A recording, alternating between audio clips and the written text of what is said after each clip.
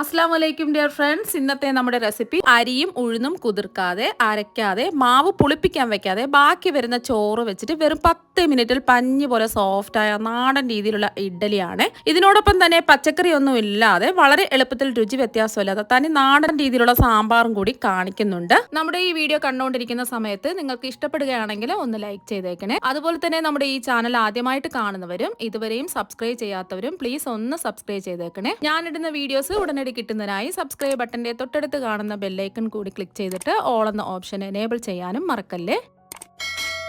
ആദ്യം തന്നെ ഇതിന് വേണ്ടിയിട്ട് ഞാനിവിടെ 1.5 കപ്പ് വെള്ള അരിയുടെ ചോറാണ് ഞാൻ എടുത്തിട്ടുള്ളത്. ഉപയോഗിച്ചിട്ട് ബാക്കി വന്ന ചോറാണ്. അപ്പൊ 250 ml കപ്പിന് 1.5 കപ്പ് ചോറാണ് എടുത്തിട്ടുള്ളത്. 1.5 കപ്പ് ചോറ് ഇട്ട് കൊടുത്തിട്ടുണ്ട്. അപ്പൊ ഞാനിവിടെ ജയ അരിയുടെ ചോറാണ് എടുത്തിട്ടുള്ളത്. ഏത് അരിയുടെ ചോറ് വേണമെങ്കിലും എടുക്കാൻ പാടില്ല. ഇതുപോലെ വെള്ള അരി ഉണ്ടല്ലോ, അതിന്റെ ചോറ് മാത്രമേ എടുക്കാൻ പാടുള്ളൂ. നിറ വ്യത്യാസമില്ല, നല്ല വെള്ള കളറിൽ തന്നെ ഇരിക്കുന്നതിന് വേണ്ടിയിട്ടാണ്. ഇനി ഇതിലേക്ക് 1 കപ്പ് വെള്ളം ഒഴിച്ചു കൊടുക്കാം. 250 ml കപ്പിന് 1 കപ്പ് വെള്ളം ഒഴിച്ചു കൊടുക്കാം. ഇനി ഇത് നല്ല പേസ്റ്റ് രൂപത്തിൽ ഒന്ന് അടിച്ചെടുക്കാം. ഇപ്പൊ ചോറ് നല്ല പേസ്റ്റ് രൂപത്തിൽ അടിച്ചെടുത്തിട്ടുണ്ട്. ഇനി ഒരു പാനിലേക്ക് 1 കപ്പ് റവ ഇട്ട് കൊടുക്കാം. അതും 250 ml കപ്പിന് 1 കപ്പ് റവയാണ് എടുത്തിട്ടുള്ളത്. ചെറിയ തരികളുള്ള റവയാണ് ഞാൻ എടുത്തിട്ടുള്ളത്. കുറച്ച് വലിപ്പം ഉള്ള റവയാണെന്നുണ്ടെങ്കിൽ മിക്സിയുടെ ജാറിലിട്ട് ഒന്ന് അടിച്ചെടുത്തതിന് ശേഷം മാത്രമേ ഇതുപോലെ റോസ്റ്റ് ചെയ്തെടുക്കാവൂ.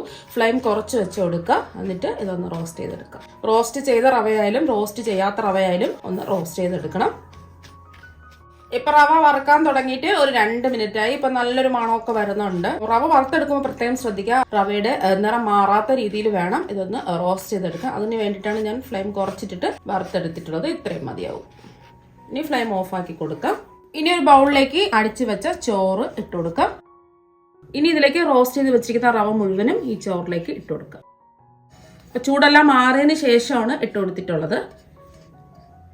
ഇനി ഇതൊന്ന് മിക്സ് ചെയ്തെടുക്കാം.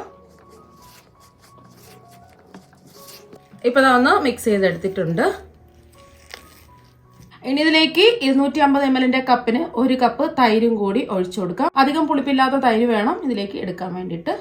ഇനി ഇതിലേക്ക് ആവശ്യത്തിനുള്ള ഉപ്പ് ഇട്ട് കൊടുക്കാം. ഞാനിപ്പോൾ 1/2 ടീസ്പൂൺ ഉപ്പാണ് ഇട്ട് കൊടുക്കുന്നത്. നോക്കിയിട്ട് വേണമെന്നുണ്ടെങ്കിൽ പിന്നീട് ഉപ്പ് ചേർത്ത് കൊടുത്താൽ മതിയാവും. ഇനി എല്ലാം കൂടി ഇട്ട് ഒന്ന് യോജിപ്പിച്ചെടുക്കാം. മിക്സിയിലൊന്നും ഇട്ട് അടിക്കരുത്. ഇതുപോലെ തന്നെ കൈ വെച്ചിട്ട് ഒന്ന് യോജിപ്പിച്ചെടുക്കുക. കട്ടകളൊന്നും ഇല്ലാതെ നല്ല സ്മൂത്തായിട്ട് ഒന്ന് യോജിപ്പിച്ചെടുക്കാം.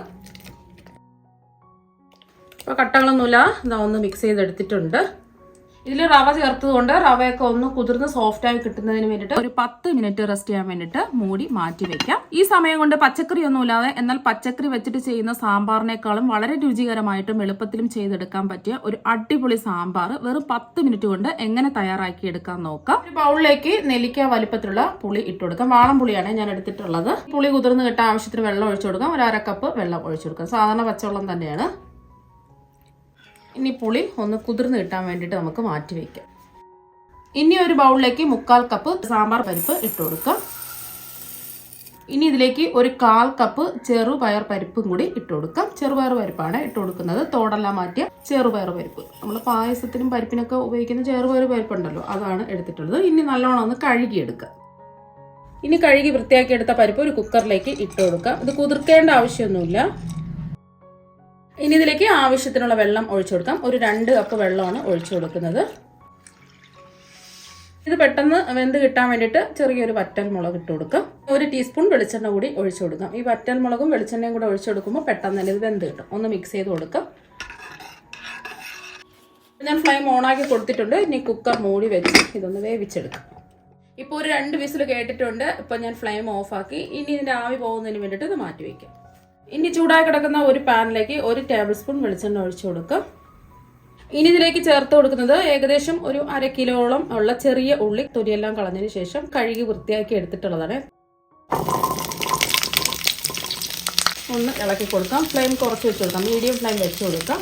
ഏകദേശം ഒരു 1/2 കിലോ ഉള്ളി ഉണ്ടാവും. ഇപ്പോൾ കപ്പിൻ്റെ അളവാണെന്നുണ്ടെങ്കിൽ ഒരു 3 കപ്പ് ഉള്ളിയാണ് ഞാൻ എടുത്തിട്ടുള്ളത്. 250 ml കപ്പിന് 3 കപ്പ് ഉള്ളി. നിങ്ങൾക്ക് ഇതിന് പകരം സവാള വേണമെങ്കിലും എടുക്കാവുന്നതാണ്. ചെറിയ ഉള്ളിയിൽ ചെയ്യുമ്പോഴാണ് ഇതിന് പ്രത്യേക ഒരു ടേസ്റ്റ് കിട്ടുന്നത്.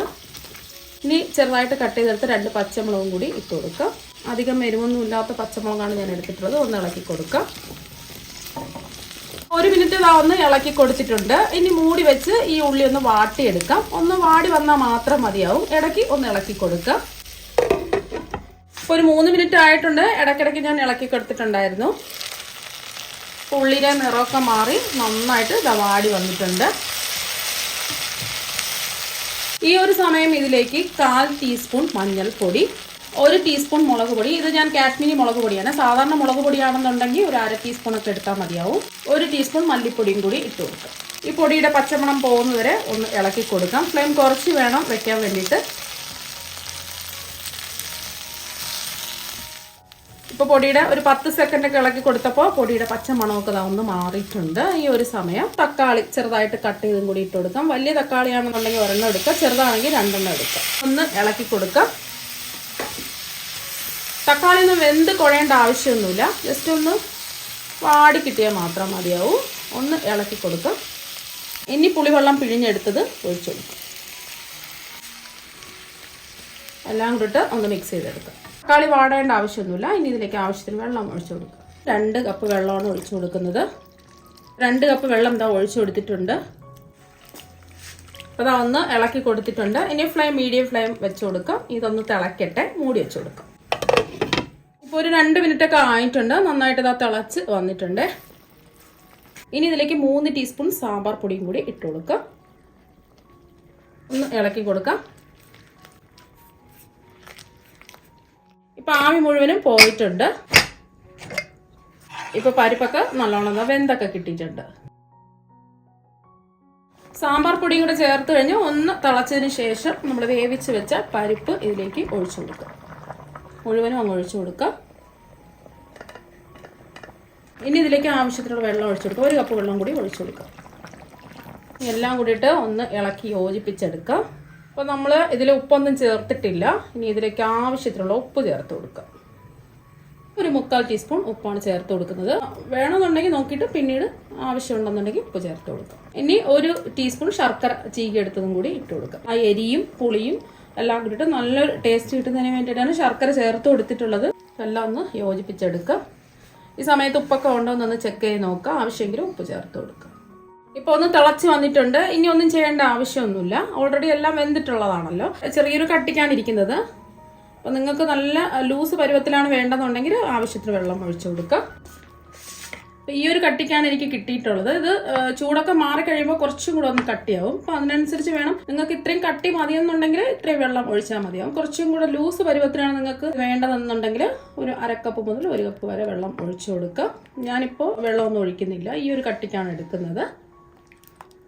ഇനി ഒരു പാനിലേക്ക് 1 ടേബിൾ സ്പൂൺ വെളിച്ചെണ്ണ ഒഴിച്ചു കൊടുക്കാം. വെളിച്ചെണ്ണ തന്നെ ഒഴിച്ചു കൊടുക്കാം. എന്നാൽ മാത്രമേ നാടൻ ഫ്ലേവർ ഒക്കെ ഇതിന് കിട്ടുള്ളൂ. ഇനി ചൂടായി കിടക്കുന്ന എണ്ണയിലേക്ക് 1/2 ടീസ്പൂൺ കടുക് ഇട്ട് കൊടുക്കാം. കടുക് ഒന്ന് പൊട്ടട്ടെ.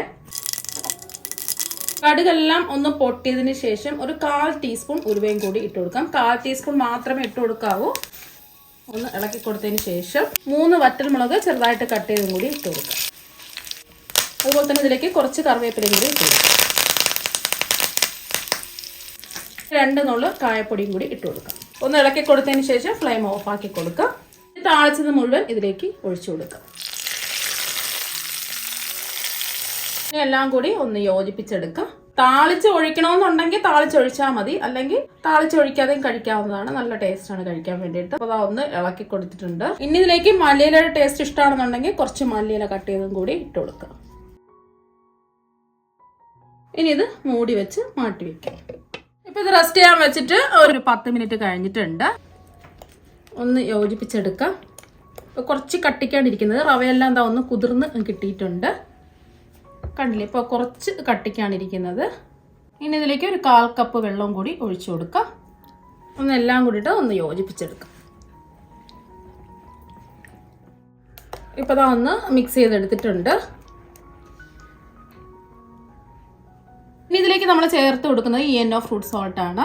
ഒരു 1/2 ടീസ്പൂൺ ചേർത്ത് കൊടുക്കാം. കൂടുതലൊന്നും ചേർക്കേണ്ട, 1/2 ടീസ്പൂണാണ്. വയറിൽ ഗ്യാസൊക്കെ വരുമ്പോൾ ഉപയോഗിക്കുന്ന സംഭവമാണ്. ഇതെല്ലാം ഷോപ്പുകളിലും വാങ്ങാൻ കിട്ടും. ഇതിൽ ബേക്കിംഗ് പൗഡർ, ബേക്കിംഗ് സോഡ ഒന്നും അല്ല ചേർക്കുന്നത്. ഇനി ഇതിലേക്ക് ഒരു 2 ടേബിൾ സ്പൂൺ വെള്ളവും കൂടി ഒഴിച്ചു കൊടുക്കാം. ഒന്ന് മിക്സ് ചെയ്തെടുക്കാം. യെല്ലോ ഫ്രൂട്ട് സോൾട്ട് പേടിക്കേണ്ട ആവശ്യമൊന്നുമില്ല. നമ്മൾ ഗ്യാസിനൊക്കെ വെള്ളത്തിലിട്ട് കുടിക്കുന്ന സംഭവമാണ്. എല്ലാ ഷോപ്പുകളിലും വാങ്ങാൻ കിട്ടും. ഒരു 2 മിനിറ്റെങ്കിലും ഒന്ന് നല്ലതുപോലെ ഒന്ന് യോജിപ്പിച്ചെടുക്കാം. ഇപ്പോൾ 2 മിനിറ്റ് ഒന്ന് ഇളക്കി യോജിപ്പിച്ചെടുത്തിട്ടുണ്ട്. നമ്മുടെ ബാറ്റർ നല്ല സോഫ്റ്റായി. ഈ ഒരു രീതിക്ക് വേണം കിട്ടാൻ വേണ്ടിയിട്ട്. ഇപ്പം നമ്മുടെ ബാറ്റർ ഇതാ ഇവിടെ റെഡി ആയിട്ടുണ്ട്. ഞാനിവിടെ ഒരു ഇഡ്ഡലി ചെമ്പിൽ 3 കപ്പ് വെള്ളം തിളപ്പിക്കാൻ വെച്ചിട്ടുണ്ട്. ഇപ്പം എന്താ വെള്ളം തിളച്ചു വരാറായി. ഇതിലേക്ക് ഇഡ്ഡലി തട്ട് വെച്ചു കൊടുക്കാം. ഇനി ഇഡ്ഡലി തട്ടിന്റെ എല്ലാ കുഴികളിലും കുറച്ച് വെളിച്ചെണ്ണ ഒന്ന് ബ്രഷ് ചെയ്ത് കൊടുക്കാം. ഇതിന്റെ തട്ടൊന്ന് ചൂടാതിന് ശേഷം നമ്മുടെ ബാറ്റർ കുറച്ച് വീതം ഒഴിച്ചു കൊടുക്കാം.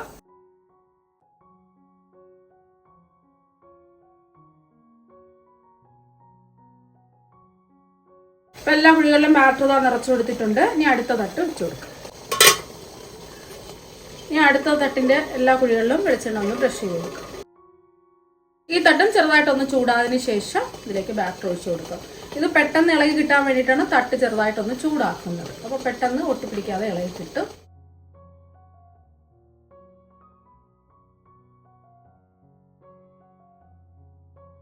ഇനി മൂടി വെച്ച് മീഡിയം ഫ്ലെയിമിൽ ഇട്ടിട്ട് ഇതൊന്ന് ആവിയേറ്റി വേവിച്ചെടുക്കാം.